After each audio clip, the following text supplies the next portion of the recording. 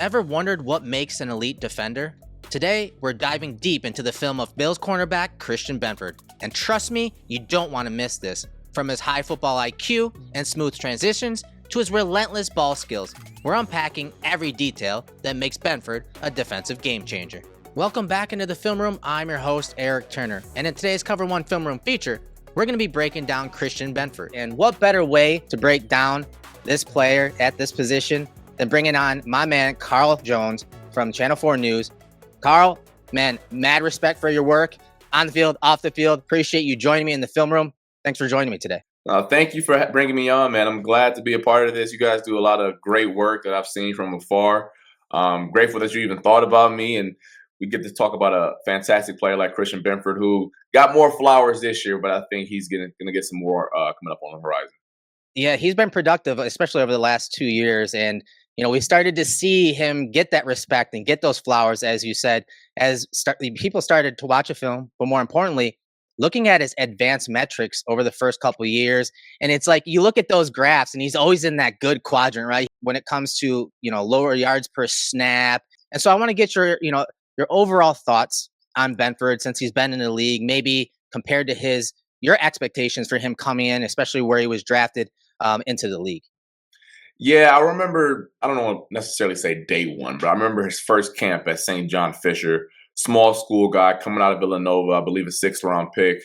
Usually those guys have a certain aura around them. And what I mean by that is a certain swagger because they're that small town guy. They have that chip on their shoulder. Mm-hmm. So maybe they bark a lot, they talk a lot of trash, or they walk with a certain type of pep in their step. Right. That wasn't necessarily him. I mean, as anyone who's watched him from afar, he doesn't really talk a lot publicly. He's just kind of sticks to his own bubble, right? Mm-hmm. But what was apparent was his swagger and his confidence on the field. And there's going to be a theme throughout this film room. It didn't matter what coverage, on, off. When you think of a guy from a small school, you're like, oh, he's going to be really good at zone, right? Right. It didn't matter what coverage he was in, whether it was one-on-ones, he's off, whether it's a zone technique where he has to come up and crack and replace. He felt comfortable doing it all. And I didn't know he would be this good, but I did know one trait that he had that would definitely translate with cornerback play across any level, high school, college, NFL, flag football, you name it. He has a certain cool and calm, collective nature to himself that is so obvious and apparent when you watch him. So when I watched him from day one at St. John Fisher, those are the traits he had. It was interesting to kind of watch him during the draft process. Again, not really talked about much. And to be honest, there's not much film on him when he was coming out. So I think we had like 2 games and it was him just press bailing, playing a lot of zone. But then you looked again at the advanced metrics of his career and he was just always around the ball, whether it was interceptions, PBUs, and it's something he's kind of carried over into the league. And you're right, from afar, obviously I'm not in the locker room and talking to these guys every day like you are, but he did like put off this persona or perspective of, quiet demeanor, kind of composed, and just kept his head down and did his work. And you're right. I think that is going to be one of the things that we're going to mention several times in this film room. He's like a quiet superstar, but he's composed, he's poised regardless of what they're asking of him. But he just knows what to do, whether it's, the coverage, the assignment, any techniques. And he's very consistent in that. And I think that's what we're starting to see now that we have 2 really solid years of film on him, is that you're getting to see that composure and that production. And now comes recognition. Yeah, and I think that's so important for the cornerback position because it's such a mental position. I know a lot of people are like, oh, man, he's so physically gifted speaking on any corner, right? To make these plays.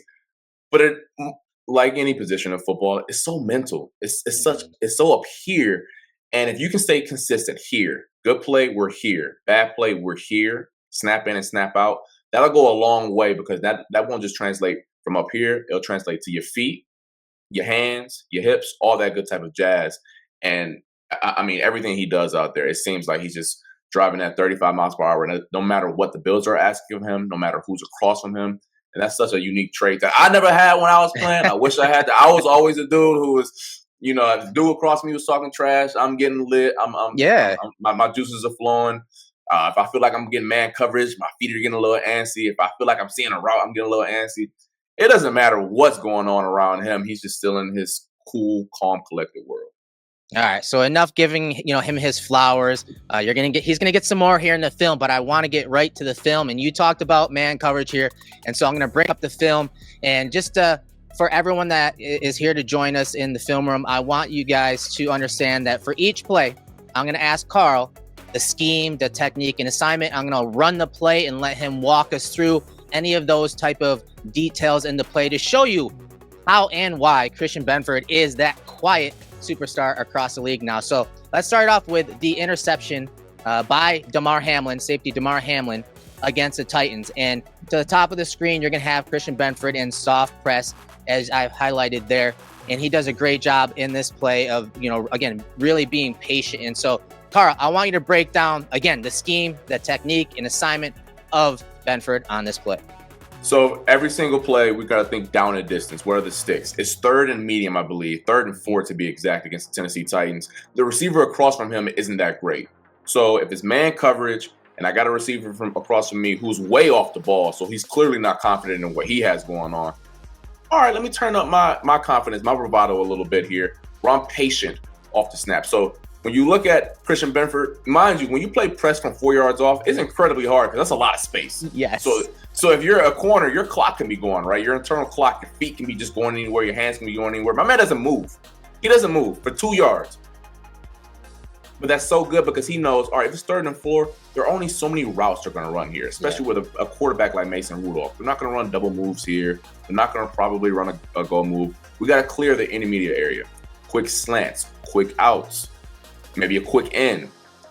And clearly that's what they ran was a slant here. He's going to shuffle into the inside like, hey, you're not going inside, buddy. I promise you. I've seen this route before. You're not good enough. You're not on my level. He's going to collision the route. And when you execute the scheme, man coverage, when you have the robber inside of you as well, like Damar Hamlin, I mean, boy, that's what happens. Tips and overthrows. I talk about it damn near every week on my Twitter timeline when it happens. Tips, overthrows, all the good jazz, and it usually leads to good plays.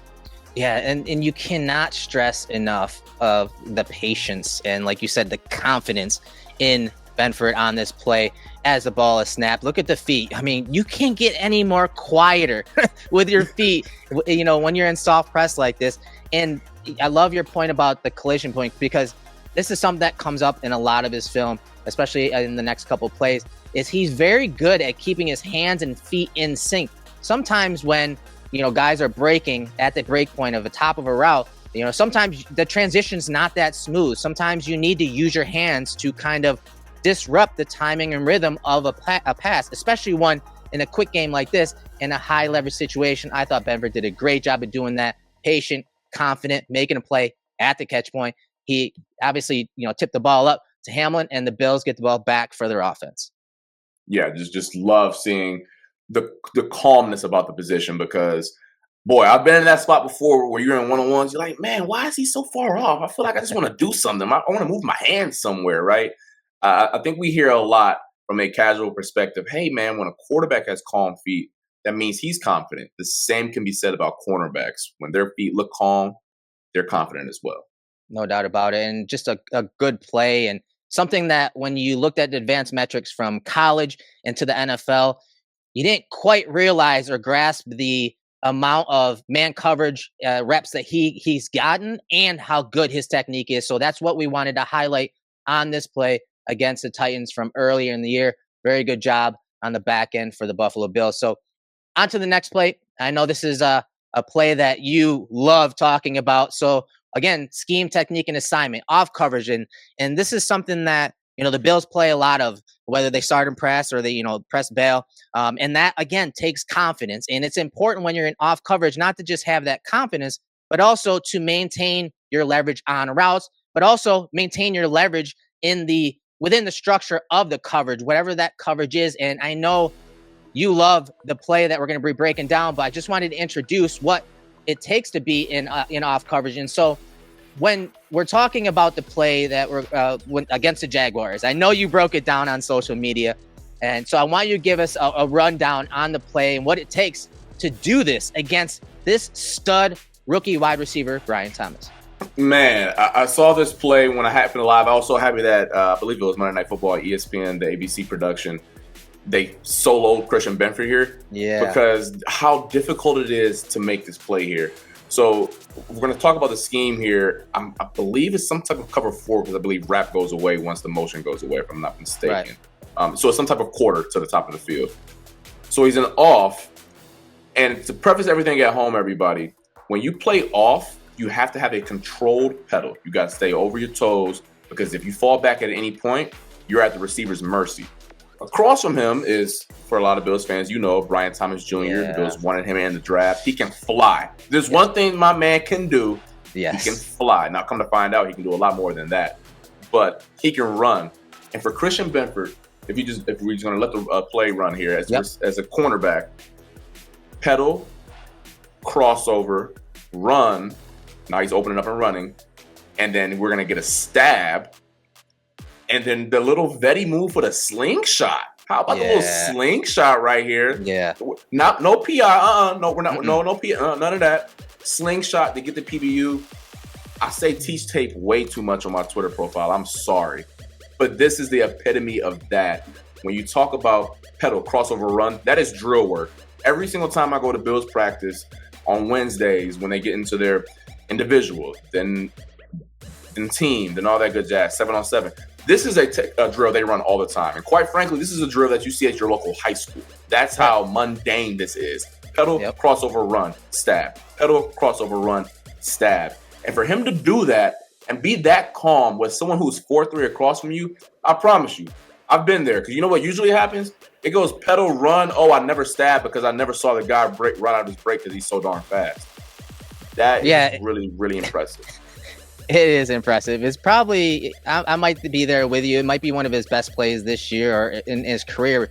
And honestly, he didn't get the interception per se, but just the technique and the confidence needed on this play. So the other thing is you talked about the coverage, and it could be quarters. I was thinking more cover 6, but it doesn't matter. Regardless, he understands that he has no help underneath. He has no one underneath to deter this throw. So again, there's a certain level of confidence you have to have in your skill set in off coverage. The other thing you talked about, the hands. Again, we're going to talk about it in every single play, essentially in this film room breakdown. The ability to drop the hips here and then transition, open up, and using the hands at that, quasi collision point to take a little speed. That little slingshot takes a little speed off of Brian Thomas and allows him to open up, Benford to open up and break on the ball and be there at the catch point. It's something that goes, that doesn't get talked about enough, is the ability of the DBs to use their hand, not enough to draw penalties, but to take speed off of routes, which you got to do, right, Carl? When you're talking about a guy like Brian Thomas. Yeah, I mean, listen, it'll end up being flag football if you don't put your hands on Brian Thomas. Right. Like, you just let him run free like that. He's going to make plays because he's that darn good of a player and he's that athletic. You got to use some type of savvy things to go your way. And for a player as young as Benford, and I know he's not a rookie, but he's not necessarily Jalen Ramsey age either. But for him to have that in the tool bag, that clearly means that he's learning. Maybe he learned that from Rasul Douglas across the field from him. Sure. For him to have all of that speaks to how quickly he's learning. And to use all of that in one play, I think that's the one thing I just want everyone to take away from this play. Yes. It's one thing to do pedal crossover run and they just throw the ball somewhere else. It's another thing to do pedal crossover run, stab, and do the slingshot, and you get PI. But for him to do all of that and execute it on this play, it's a single route, like you mentioned. Monday Night Football against a first-round pick who can fly. I mean, I can't only say great things about this play. And, I showed initially led off with the Rams cut. It's a similar type route. And you're talking about Cooper Kupp here. And so, again, you see it. It's routine. It's consistent. That is what has made Benford so good the last couple of years, is when he is on the field, everything about him, whether you're talking press, off, man, zone, whatever they're asking of him, his technique, his understanding of his responsibility is consistent. And that's what makes elite players elite at the position. Christian Benford is on the rise to that when it comes to the cornerback position. So on to the next play. We're going to talk some football IQ stuff. Again, I want your scheme, technique, assignment, your details on this play, on the interception from Benford at the bottom of the screen against the Jets. Very good job of reading the route combination, which from off coverage in these type of situations, high leverage, third down situations, especially against a Hall of Fame quarterback in Aaron Rodgers, you got to have football IQ. You got to be able to read the route combination and understand what you need to do within the structure of the coverage. Yeah, so this is third and long, I believe. I think it's third and forever, if I'm not, because I think Rodgers either got sacked to play before this or whatever. One of the most common plays, and like you, for those at home, when you play Madden, high school, college, it's dagger. There it is. Where we're gonna get from the middle, we're gonna get some type of clear out, whether it's a post, a go. It's just to get Taron Johnson up out of there, or Terrell Bernard, just get y'all up out of there. Clear it out. And then when that happens, we bring in a nice little dig behind it. Mm-hmm. Well, if it's starting forever, if I'm Christian Benford, all right, let me stay on top of this, number one, because it is a quarters technique to the bottom of the screen. I believe the top as well. And okay, he's cleared. He's up out of there. Oh man, let me throttle it down a little bit. Let me not stop flying up out of here, because I think this is dagger that's coming. It's third and forever. This is a go-to play. Aaron Rodgers be running this since he was in Green Bay when he got drafted in 05. Mm-hmm. And I think obviously a lot of things that are impressive about the play. You spoke about the IQ. We talked about the scheme. It's the fact that he drove back downhill, which is something that I think is lost on cornerbacks. Receivers are taught to go downhill, go back towards QB the line, friendly. be QB friendly. Yes. And then as a cornerback, you're obviously, the same thing. This isn't like some secret sauce that you're never told. Right. But usually as a corner, you get panicky and you just run up there behind because you get a PI and you don't necessarily exactly. But on this play, all right, let me cut him off then. If he wants to go back to the ball, let me do the same thing. And to pick off Aaron Rodgers like that, I know it wasn't the greatest ball, but like I've always told everybody, if every ball was a great ball, we'll have no interceptions. So I don't want to hear that. The fact that he was able to use his IQ on that play and then use some technique driving back downhill to get the interception. Another example of how smart of a player he is. Right. And I highlighted at the beginning of this play, it's dagger. Yes, you can have that deep dig, but the guy in the slot is Adams. So of course everyone's alerting, hey, Adams is in the slot. He is, that's obviously going to lift coverage. He is running, that bender route down the middle versus a too high look. And you can see the backside safety initially isn't looking to Adams, but then he does, and he vacates. And so again, the weakness right now is that middle of the field. And I think Benford understood that, especially with Taron Johnson being out here just inside the numbers. Bernard drove on the check down, and so the middle of the field's wide open. If Benford doesn't break on this is probably a touchdown. You're catching this, he's probably getting up the sideline, and maybe the backside safety wrap makes a tackle. But either way, this is a big play. But because Benford was on his P's and Q's, and he's able to, again, with that great technique, great point about driving down and attacking the ball, unlike his wide receiver, then that's why he intercepted the ball and gave the ball back to his offense. I do want to make this point strong as well. It's his man, but that's not a play you really ever make in practice or in 7-on-7 because of the fact that Terrell Bernard usually wouldn't drive down on a check down 20 yards away from the first down. On third and 10 plus. It's like third and 20 here. Right. So usually that isn't his play to make. But hey, sometimes you got to go above and beyond what's asked of you and even get an interception in the process. It's just awesome stuff from Benford. Great understanding on this play. And again, flipping the field and giving the ball back to his offense. So another thing we're going to talk about, some more man coverage, but more of that confidence and composure when it comes to Benford in coverage. We're going to talk a little more nuts and bolts, X's and O's technique, trail technique here, man coverage. Sometimes man coverage or trail technique happens because you want them to, like cover two man. Hey, get into a trail position, especially if they're trying to push it down the field. Sometimes it's unplanned. This against the Chiefs earlier in the year, Benford, top of the screen, he's a man coverage. He's expecting the quick game here. He actually closes on it, but they go into a secondary play. You see him get into that trail technique and show off that composure and that poise and make a play at the catch point. And it's something that he does so well, but it's also something that the Bills actually, ask these defenders to do, especially third and long plays when they do go to cover two man. But I want you to break down the scheme, the technique, assignment when it comes to, getting into trail technique and making plays at the catch point. And we're going to break down this play from the Rams game, Carl. So the floor is yours. Yeah, so when you said plan or unplanned, this is single high. So we're not planning to be in trail technique here. Bingo. And what I like about all of these plays that you clipped out. I'm happy that you brought up this trail technique stuff, because for my whole life, I've been told, you need to look back for the football. You need to do this. First off, if I promise you, looking back for the football is not as easy as it looks on TV. Listen, if I had the whole TV gram like in my face mask, I will look back too, my man. All right. Having said that, though, what makes all of these plays so great and unique, it goes back to how confident of a player he is, because his assignment is man. Therefore, my eyes are on my man until he breaks and breaks for a route. My eyes are on him, and the fact that he shoots his hand through the pocket so strong. A lot of DBs, myself included, would just put your hand up there. You would just put your hand up there and be like, hey, I hope the ball hits my hand. But he takes the fight. So I believe this is DeMarcus Robinson, if I'm not mistaken. Or is that, yes, DeMarcus Robinson, who's a good player in his own right. Very good. Shoots the pocket. We're not gonna be passive here. We're gonna shoot the pocket because it's not a catch until it's a catch. You're like, what the hell does that mean? As a DB, that ball is not a reception until he gets up and hands it to the referee.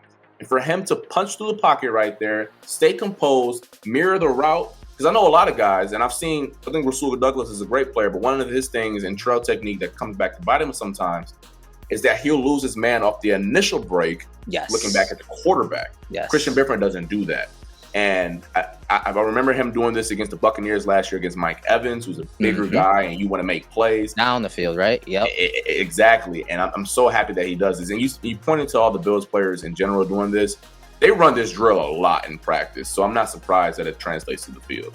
And I want you to talk about, because you talked about it from the DB's perspective of getting in the trail technique, whether it's planned or not. Once you get into that trail technique, this is actually, if you play it well, it's very difficult for the quarterback to drop this pass in there. That's what makes, these type of plays where you're playing trail technique very difficult, especially those third and long plays where they're trying to push it down the field, is the quarterback has to drop it in a bucket, which you're forcing that type of error to happen and that type of dime to be thrown. And so once you get into this trail technique, I remember seeing a clinic from the Patriots talking about this, and the Bills brought over Mike Pellegrino as a DB coach, is you got to read the hips. You got to read the hips of this guy. And I loved your point about Rasul Douglas. His issue is he doesn't read the hips.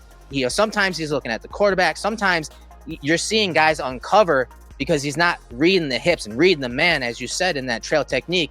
And so, what Benford does really well is read the hips, and he is able to stay.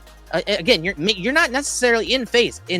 When you're in trail technique, you're trying to stay within arm's length, but sometimes there's separation. But you still have to think about it from the quarterback's perspective, right, Carl? Like, it still has to be dropped up and over him.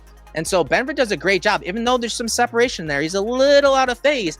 He remains in the fight. He gets back into position, and he's reading the helmet, the eyes, and punching through the pocket there to create that pass breakup. Man, we're talking about teach tape when it comes to defensive back play, Carl. This is teach tape in trail technique and punching through the pocket, like you said. Man, there's no panic.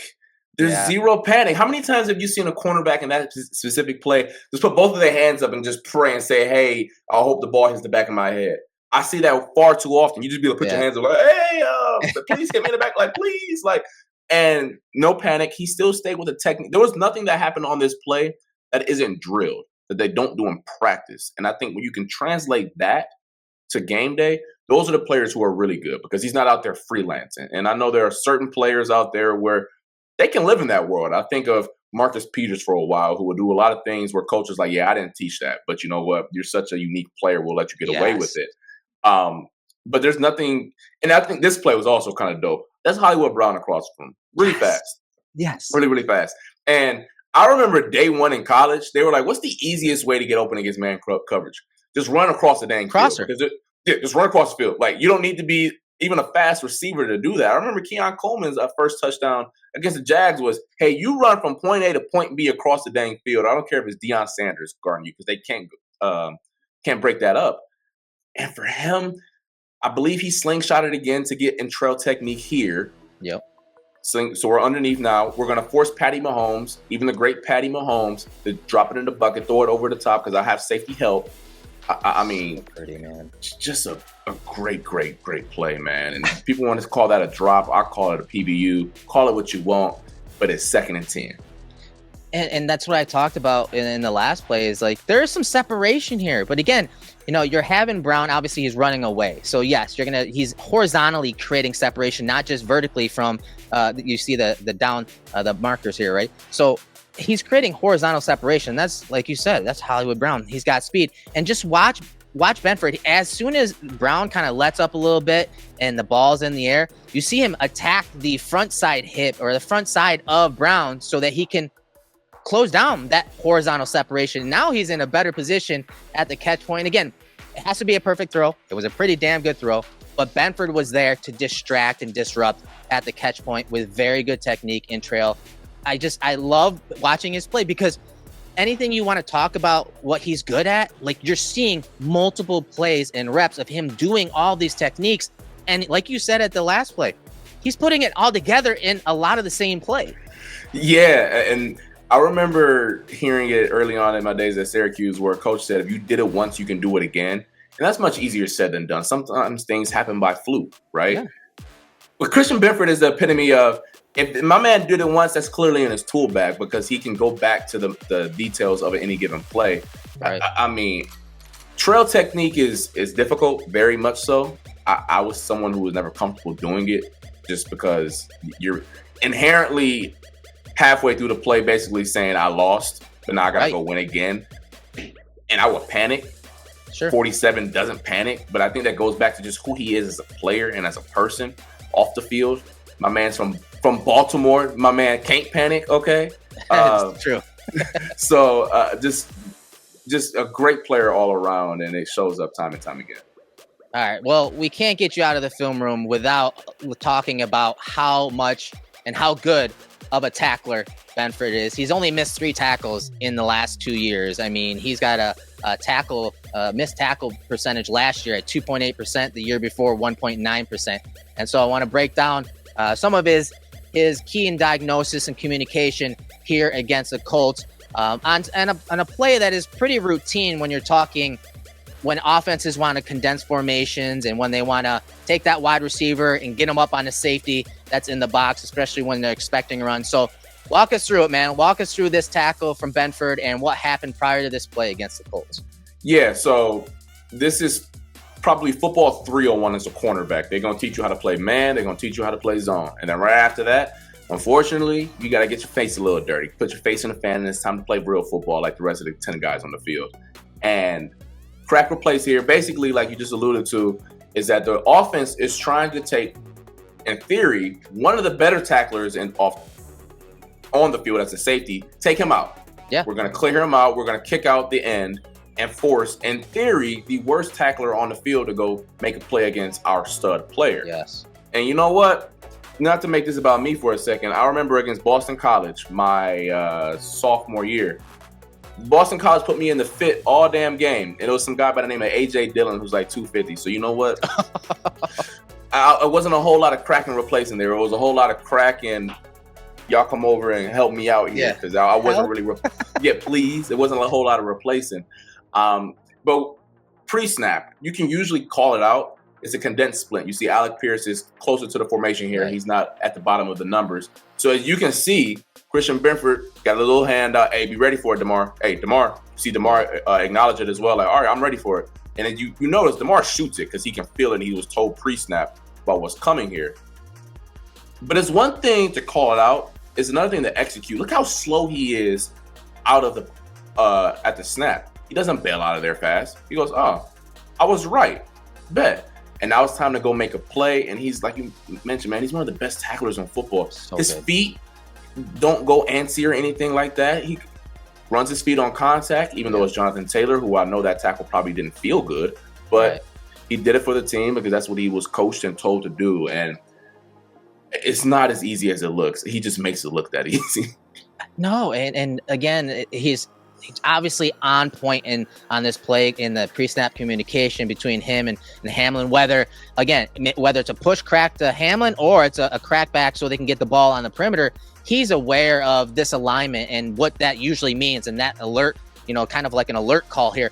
And so I love that he is, understanding that prior to snap, but also, like you said, leveraging his gap and being calm and coming up and wrapping up a very difficult running back when it comes to that. And this play also stood out to me when you're talking composure, when you're talking staying home and tackling. And you see him against the Texans where they're trying to, again, run like a trick play, a little end around the Tank Dell, and he doesn't bite, man. It's a very similar looking alignment from this wide receiver. And you see that receiver try to influence him, and then he's going to crack back. And so Benford, he reads it. He just stays home. He's looking at the tight end. He sees the ball coming right back at him. Great leverage here, right, Carl? And he goes and makes a tackle. But, man, his composure, it shows up in the pass game. It shows up in the run game. And it showed up in this game against the Texans. Yeah, so I believe this is a cover 2. So he's going to be the hard defender down here at the bottom of the screen, which he's basically – that's in pass game. But also cover 2 puts the corners in the run fit. It's time to break exactly. It's time to break your face mask and go play football. And the fact that he comes off the route so fast. I believe that's Robert Woods. Yep. Oh, you're in bet. I'm going to go trust my technique, trust what I saw all week on film, because it was also a condensed splint. So my antennas are up anyways. And one thing that you just mentioned here that I think that people don't talk about with corners, there's also a leverage that you have to play with on every single play in terms of the run game. Mm-hmm. And as the cloud corner, you either shoot right away and you're technically the inside of the cup. That doesn't happen here because it's a reverse. Mm-hmm. Or you're as outside and nothing gets outside of you. And I think you're the contained player. Yeah. And that is so important on plays like this, because how many times have you seen a reverse where the corner gets out leveraged and that tackle for loss ends up being a 5-yard gain? Yeah. So the fact that he knows he has help to the inside, all right, you're not getting outside of me, buddy, and you allow the cavalry to get home, that all the finite details matter in the game of football. Yeah, they want him to come down and again, get out leveraged here. He just maintains great leverage outside there and stays home, and then just watch his angle to the ball. And like you said, is that cloud corner, he's not letting him get outside. And then once Dell realizes, okay, I'm going to run out of real estate, I need to do something, Benford is there. He attacks. He attacks as a tackler. And I think that, that's not talked about enough for him as a tackler. He's a very reliable tackler, but he also doesn't mess around. When he decides to jump and make that tackle at the perfect time, majority of the time, as we said, only 2 missed tackles last year.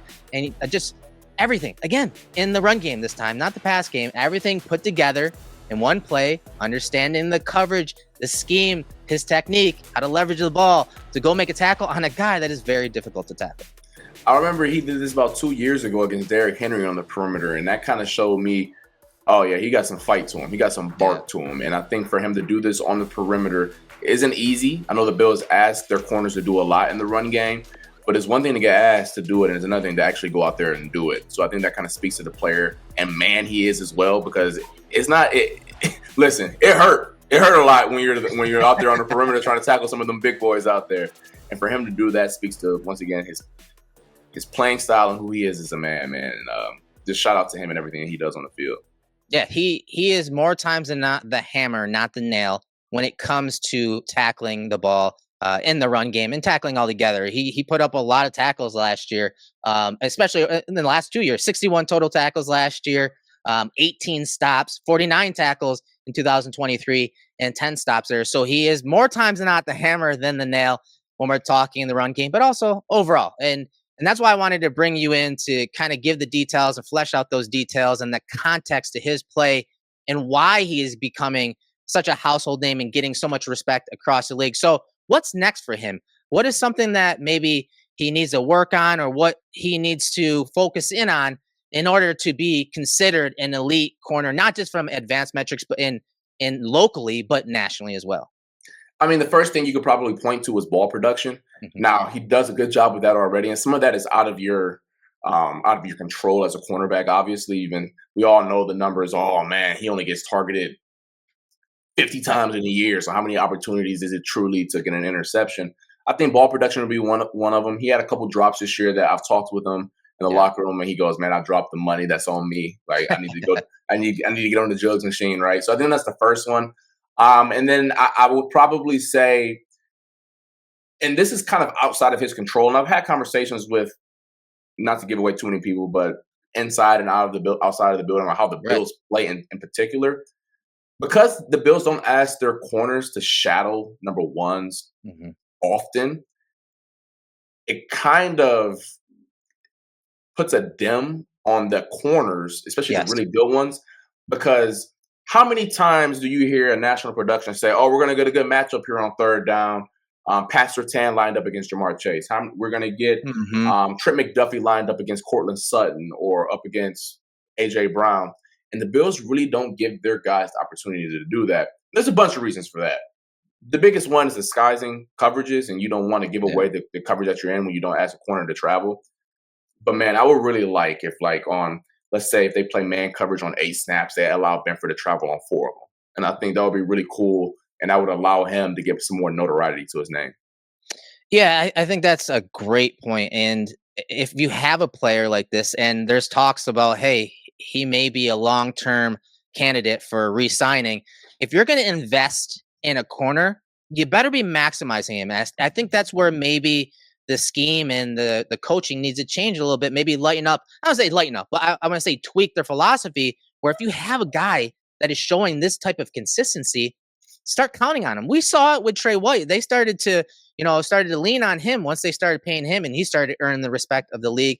So I think that's a great point with him, and I just want him to, I mean, still work on the durability stuff, off the field, Yes. like Yes. getting stronger, so that he can, in many ways, like they talk about Kincaid, just some small little dings here and there where. Mhm. I know concussions, you can't really do anything for that. So I Right. understand that. But maybe cleaning up how he's approaching, tackles at times, and being smarter about some of the decisions, because I mean, you got to have him in these big games, and Yeah. it seems like every year in the playoffs, whether it's him, like we saw against the Chiefs, he obviously, him being out of lineup completely changed the outcome and scope of that strategy against the Chiefs. Yeah. I mean, they went into that game figuring, and I think it was the right game plan. Chiefs receivers just aren't that good in separation, so Right. let's get up in their face and let's make it muddy. And that game plan just went out the window as soon as Mhm. he, well, they still used the game plan, but the effectiveness of that game plan Right. just went out the window once he got hurt. And I think that kind of also speaks to the player that he is. Oh yeah. When he came into the league, oh man, let's keep him off coverage. A lot of Hmm. zone stuff. Let's use that asset. And not to go on a quick rant here, but not, if you since you've given me this space, I do want to mention Yeah. this. A lot of people, when they mention these corners, oh, he's a man guy, where he's best in man. Yeah. I was always told, and I believe there's a lot of truth to this. It is much easier to teach a guy to play man as opposed to zone. Because when you teach a guy to play zone, coverage is more innate. It's more feel. It's football IQ.